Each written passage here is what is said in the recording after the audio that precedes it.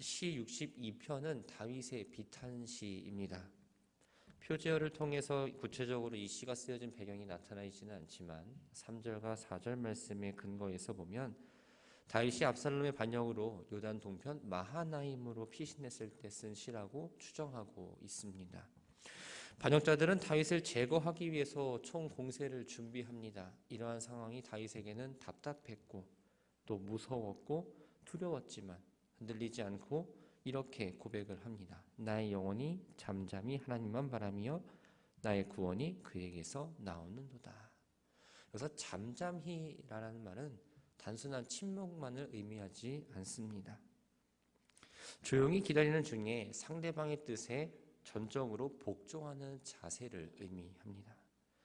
두렵습니다. 그러다 보면 우왕좌왕할 수도 있고 또 떨리는 마음 가운데에 자리 잡지 못할 수 있지만 흔들리지 않고 또 자신의 능력을 가지고 어떠한 문제를 해결하는 것이 아니라 하나님께서 구원을 베풀어 주실 때까지 기다렸다라는 겁니다. 의인은 하나님으로부터 환난날의 수치를 당하지 않고 또 하나님의 주시는 구원은 반드시 전적으로 하나님께 있다는 그 사실을 믿고 있었기 때문에 극한의 상황이었지만 잠잠히 하나님만 바랄 수 있었던 거죠. 다윗은 하나님을 나의 반석, 또 나의 구원, 나의 요새라고 표현합니다. 하나님만을 절대적으로 지금 신뢰하고 있다는 사실을 이야기하면서 이러한 나의 반석이시오, 나의 구원이시오, 나의 요새이신 하나님이 나를 보호해 주시기 때문에 흔들리지 않는다라고 확신하고 있습니다. 3절과 4절 말씀을 보면 다윗이 처한 상황과 악인들의 행태가 나타납니다. 악인들은 자신들의 욕망을 이루기 위해서 의인들을 공격하고 넘어지는 담과 흔들리는 울타리처럼 예측을 할 수 없을 때에 공격을 한다라고 표현합니다. 악인들의 목적은 무엇이었을까요? 바로 다윗을 높은 자리에서 떨어뜨리는 것입니다. 높은 자리는 다윗의 왕위를 의미합니다. 다윗의 대적들은 이 반란을 모의하는 과정에서부터 또 다윗에게 갖고 있던 어떠한 인지도나 그런 민심들을 자신들에게 돌이키기 위해서 거짓으로 다윗을 모함하기도 했습니다. 또 겉으로는 다윗을 위하는 척했지만 그들의 말 가운데에는 속으로는 다윗이 멸망하기를 바랬던 것도 있죠. 어두운 현실이었습니다. 절박한 상황입니다. 그러나 하나님만을 바라보며 다윗은 나아갔습니다. 그리고 하나님께서 나오는 구원을 자신의 소망이다라고 고백합니다. 하나님을 향한 온전한 믿음을 드러낸 다윗이 이제는 백성들에게 하나님만을 피난처 삼아 의지할 것을 권면합니다. 8절 말씀을 함께 보면 백성들아 시시로 그를 의지하고 그의 앞에 마음을 토하라. 하나님은 우리의 피난처시로다. 시시로라는 말은 자주라는 의미가 아니라 항상이라는 의미입니다. 하나님을 도움이 필요할 때 의지하고 그렇지 않을 때는 찾지 않는 분이 아니라 항상 하나님을 의지하라라는 말입니다. 그렇다면 하나님을 의지하는 방법은 무엇일까요? 다윗은 이 본문에서 그의 앞에 마음을 토하라라고 말을 합니다. 토하다라는 말은 물을 쏟아놓다라는 의미입니다. 그릇에 있는 물을 쏟는 것처럼 자신이 가지고 있는 모든 것들을 하나님 앞에 나와서 쏟아내라는 겁니다. 괴로운 일, 수치스러운 일, 힘든 일, 부끄러운 일 가리지 않고 자신의 모든 문제를 하나님 앞에 내어놓고 하나님을 전적으로 의지하라고 지금 이야기하고 있습니다. 우리가 아무리 작은 문제 또 사소한 거라도 하나님 도우심 없이는 해결할 수 없는 연약한 존재라는 사실을 먼저 인정하고 기억할 때 우리는 하나님을 전적으로 의지하며 나아갈 수 있습니다. 그래서 9절과 10절 말씀을 보면 하나님 외에 사람이 의지하기 쉬운 것들을 이야기하면서 그러한 것들을 의지하지 말 것을 권면합니다. 9절 말씀을 세번역 성경으로는 이렇게 표현합니다. 비천한 사람도 헛것에 불과하고 귀족도 역시 별것 아니다. 저 오래 달면 둘을 합쳐도 한날 한숨에 지나지 않을 것이다. 빈부의 귀천에 상관없이 인간은 모두 헛되고 거짓된 자들이기 때문에 신뢰할 수 있는 존재가 아니다라고 이야기합니다. 또 있긴보다 가볍다라는 말은 인간의 무가치함을 드러냅니다. 그래서 어떠한 존재를 막론하고 의지할 만한 대상이 안 된다는 사실, 오직 그 의지할 대상은 하나님 한 분이라는 사실을 이야기하죠. 10절에서도 이어서 세 가지를 다시 이야기합니다. 포악을 의지하지 말며 탈취한 것으로 허망하여지지 말며 재물이 늘어도 거기에 마음을 두지 말지어다. 의지하다라는 말 안에는 신뢰하다 또 희망을 걸다라는 의미가 있습니다. 마태복음 26장 52절에서 칼을 사용하는 자는 다 칼로 망한다라고 분명하게 우리들에게 가르쳐 줍니다. 이 포악을 의지하지 말라는 말은 자신의 힘을 의지해서 탐욕을 이루지 말라는 겁니다.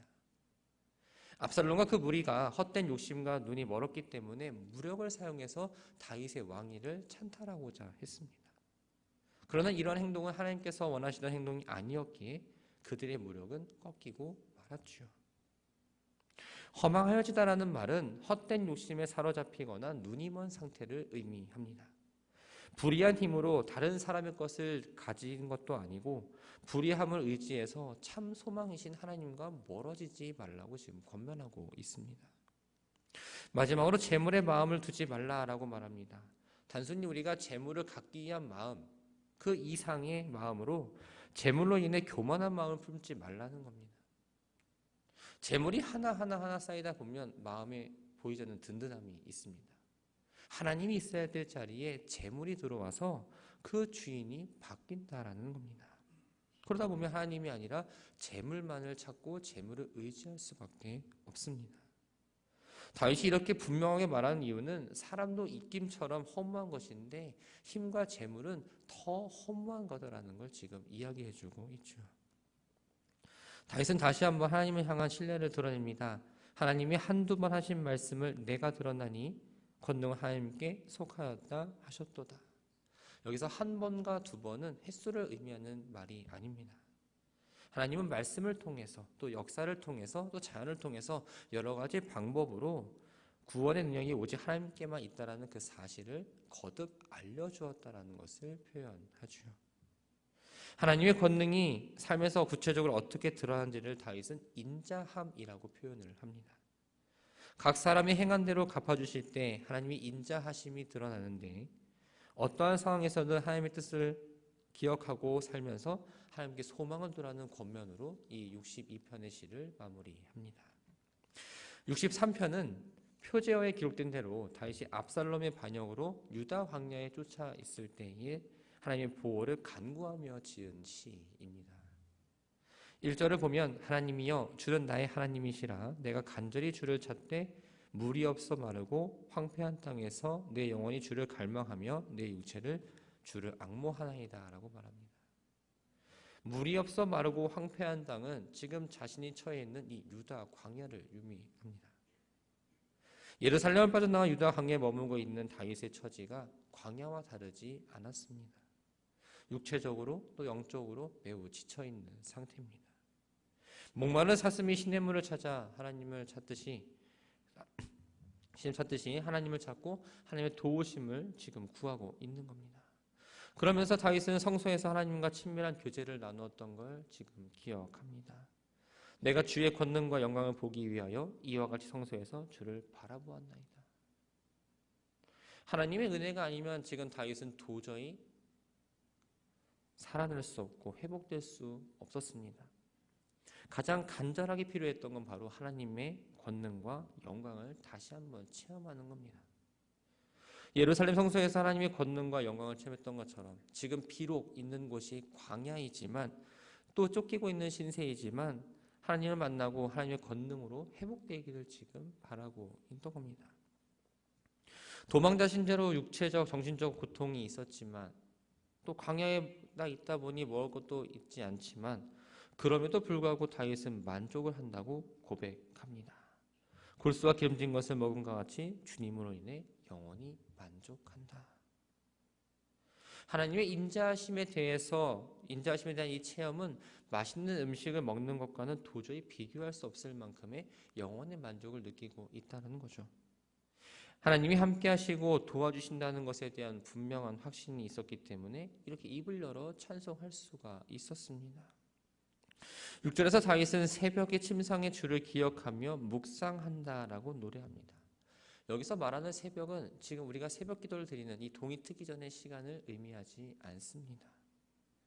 구약시대 히브리 사람들은 밤 시간을 3등분해서 생각을 했는데 해가 지고 10시, 또 10시부터 2시, 또 2시부터 해가 뜨기 전 요 시간을 나눠서 밤을 생각했습니다. 근데 오늘 본문에서 말하는 이 새벽은 밤중을 의미합니다.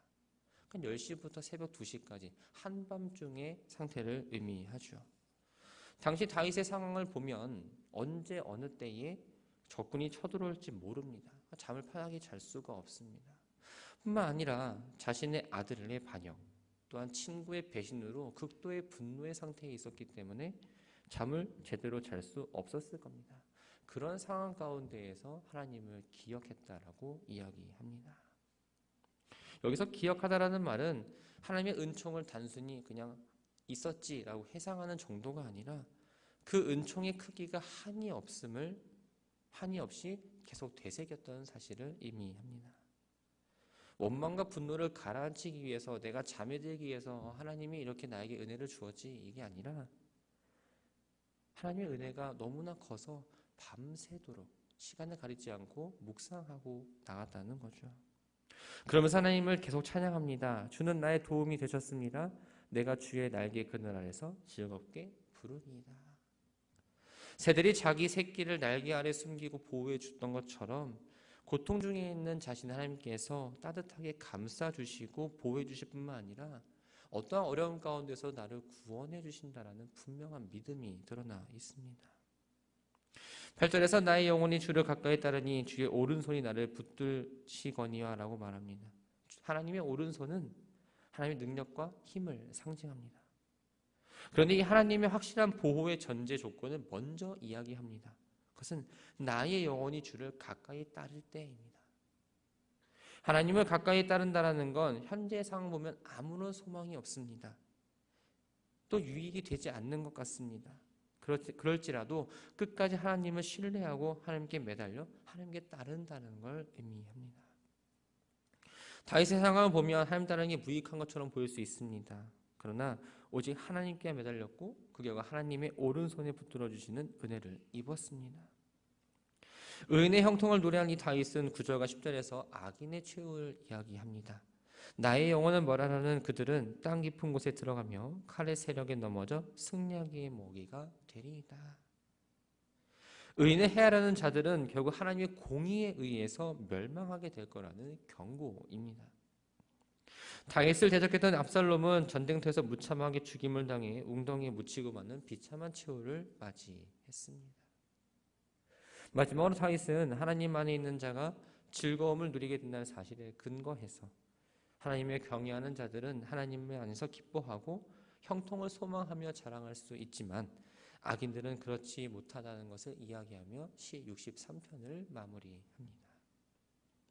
주신 말씀을 정리합니다.